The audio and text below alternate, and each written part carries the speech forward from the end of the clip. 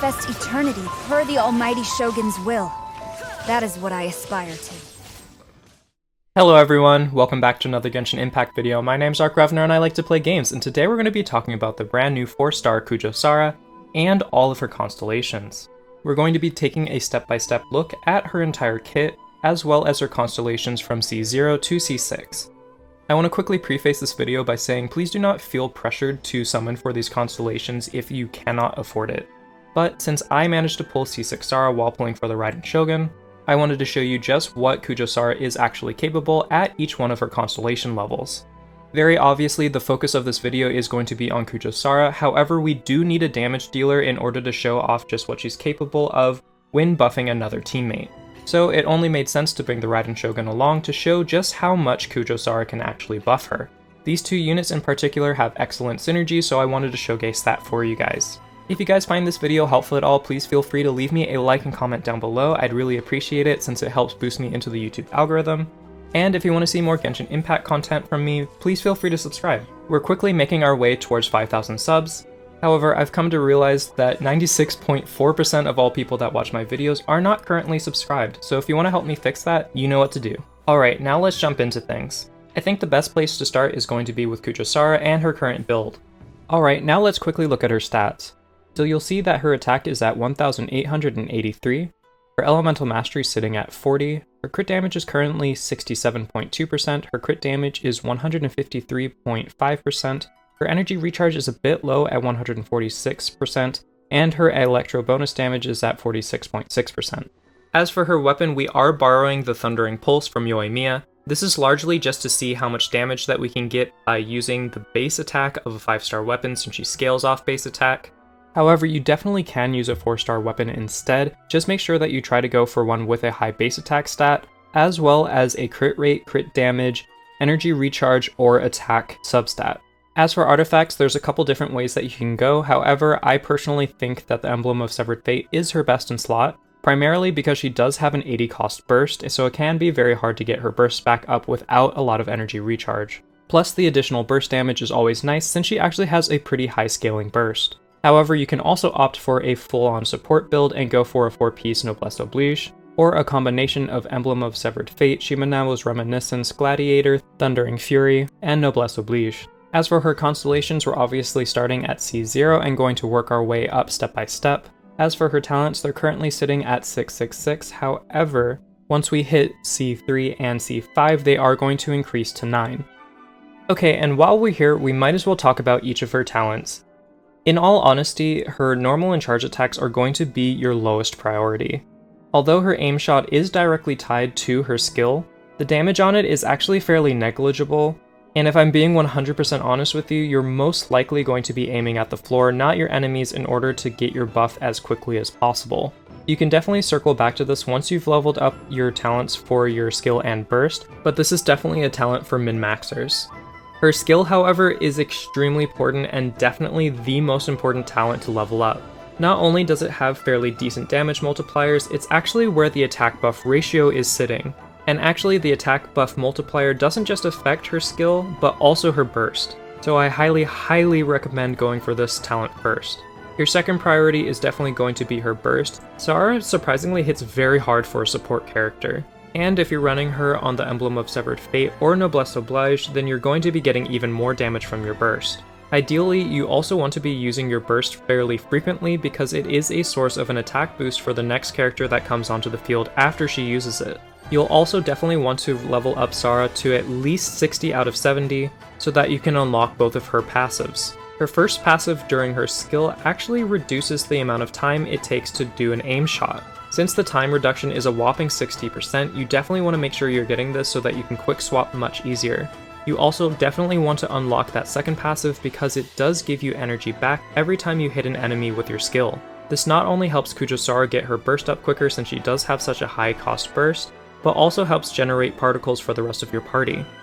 And since we're going to be using the Raiden Shogun for the majority of this video, we should go over her stats as well. So as you can see, her attack's at 2011, unfortunately her elemental mastery's at 0, although that doesn't matter at all since we're pairing her with KUJOU Sara. Her crit rate is at 59.8%, her crit damage is at 138.6%, her energy recharge is at 275.8%, and her electro bonus damage is at 116.9%. As for her weapon, I will be using her signature weapon, the Engulfing Lightning. However, if you do not have this or any other 5-star, the Catch is a free-to-play weapon that is available during this patch, and I really recommend you going for it. As for her artifact, she's also running a 4-piece of Emblem of Severed Fate. Right now, it's 100% her best in slot, and you should definitely be going for a full 4-piece. As for her constellations, I do have constellations, but they are not activated, so she will be at C0 the entire video. And as for her talents, they're sitting at 6, 6, 8. Alright, and last but not least, before we finally can get into the main damage showcase, let's quickly look at how much of an attack buff we're actually getting from her skill. And as you can see, we jumped all the way up to 2,353. Although this isn't quite as big of a buff that you would get from Bennett, this is still a very sizable amount of attack buff. Alright, and now let's use her burst so that we can get the attack buff on the Raiden Shogun. And with her, she's jumped all the way up to 2,481 attack. Alright, and now with all this information under our belt, we can finally move into the damage showcase. Alright, starting at Constellation 0, we're going to be taking on the Geo Vishep. So let's see how much damage her skill does. So as you can see, her skill damage and the pop does both around 5,000 damage. And her burst does roughly 22,000 damage on the initial strike, and 1,800 on the additional strikes. Now let's quickly look at the Raiden Shogun's burst damage without KUJOU Sara's buff. She's roughly hitting for 72,000 damage on her initial strike of her burst. But with the help of KUJOU Sara's attack buff, we can actually get this all the way up to roughly 91,000 damage. And while this might not be as much as, say, a Bennett buff, keep in mind you can activate this attack buff both through her skill as well as her burst. Meaning if you are good at quick swapping, you can actually have a buff almost up 100% of the time. Alright, and moving right along, that brings us to Constellation 1. I think that the grand majority of people are going to find Constellation 1 a little bit lackluster, because all it essentially does is reduce your cooldown of your skill by 1 second when you deal damage using your skill, or when a character gains an attack bonus. However, after a few days of playing with KUJOU Sara, I realized that this is actually a really good constellation to have because it really smooths out your transitions, especially since this effect can take place off-field. I know that 1 second probably doesn't sound like a lot, and probably 2 to 3 seconds would be a lot more impressive. However, when you're in the heat of a battle, it can be the difference between whether you get an attack buff up on time or not.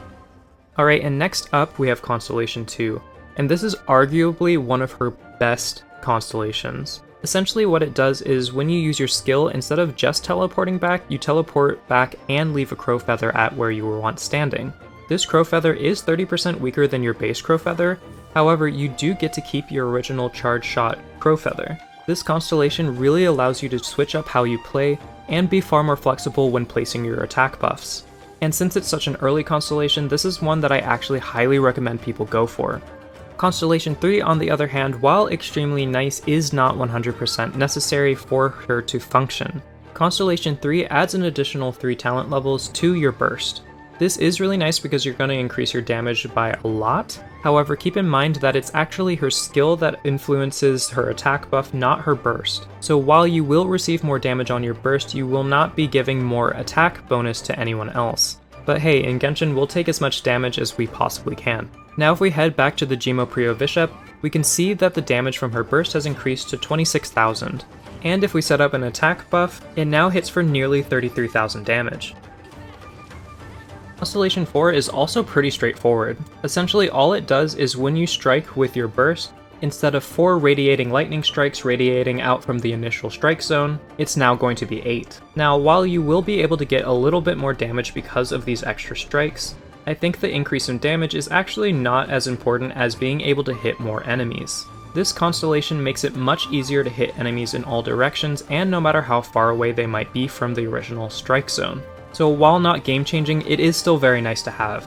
Now Constellation 5 is where it's really at. Like Constellation 3, which gives you an additional 3 talent levels to your burst, this one gives you an additional 3 talent levels to your skill, which is far more important for KUJOU Sara. While the increased skill damage is nice, what we're really looking for is that attack percent bonus. This raises our attack bonus all the way from 60 to 73%. And while 13% may not sound like a lot, it can be the difference between taking out an enemy or not. When her attack buff is applied, it raises her attack all the way up to 2,454, while raising the Raiden Shogun up to 2,581. And now when our buffed KUJOU Sara hits our Primo Geo Bishop, she's now hitting for a whopping 34,000 damage. Alright, and now what about the Raiden Shogun? After applying KUJOU Sara's buff, Raiden Shogun is now hitting for 94,000 damage on the initial strike of her burst. Looking back, that's an additional over 20,000 damage we get by buffing her with KUJOU Sara.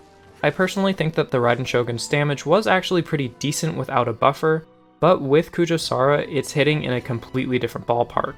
Alright, and last but not least, and probably the main reason why you clicked on this video in the first place, we have Constellation 6. And boy, this is the constellation. Essentially, this constellation gives you an additional 60% damage to all electro damage while buffed. Yes, you heard me right. 60% crit damage. Honestly, when I first saw this constellation, I had to do a double take, like I didn't believe it. But lo and behold, it's definitely true, and MiHoYo put it behind a big paywall. Quite honestly, I don't know how to feel about this, but for anyone that is lucky enough to get a C6 Kujou Sara, you're going to see a huge damage boost for characters like Kuching and the Raiden Shogun. Now when KUJOU Sara hits with her burst after being buffed, it's hitting for 42,500 damage. Considering we just saw her do 34,000 damage prior to this is insane. Now what about the Raiden Shogun? Now when buffed by KUJOU Sara, she's hitting for an astronomical 118,000 damage. Besides Kazuha, this is probably the biggest damage boost that you can give to an Electro character, which is why I feel very awkward about it being locked behind Constellation 6. I think we're going to start seeing buffs to Electro through the characters and through constellations, which I'm not too thrilled about, but for those that can get those constellations, it's going to help you out a lot. Alright, and last but not least, let's go ahead and put this into a full team of only buffers and the Raiden Shogun just to see how hard we can actually hit.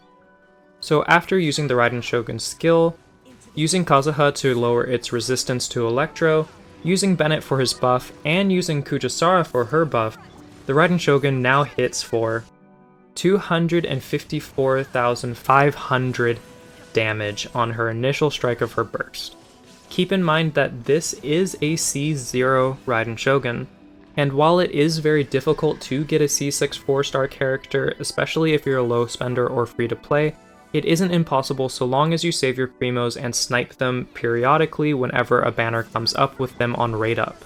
It may take a long time, but especially with KUJOU Sara, I think that it might actually be worth it if you want to build Electro characters. Just keep in mind that if you are a low spender or free to play, this could take months to over a year. Alright guys, and that's all for today. We went through all 6 constellations on KUJOU Sara. I do think that she is a good character even if she is a bit tricky to play, and is definitely a must pull if you are planning on playing with the Raiden Shogun or even Kuching. I also get the feeling that as MiHoYo adds more Electro characters to the roster, she's going to become more and more viable and a great asset to all Electro teams. If you did manage to make it this far into the video, please feel free to leave me a like and comment down below, I'd greatly appreciate it. I'm also very curious to hear what you guys have to say about her C6 and whether or not it's fair. And if you want to see more Genshin Impact content from me, make sure to hit that subscribe button and turn on the notification bell because my upload schedule is a bit erratic. But anyway, that's all for now. I hope that you guys enjoyed the video. Until next time, best wishes. Bye.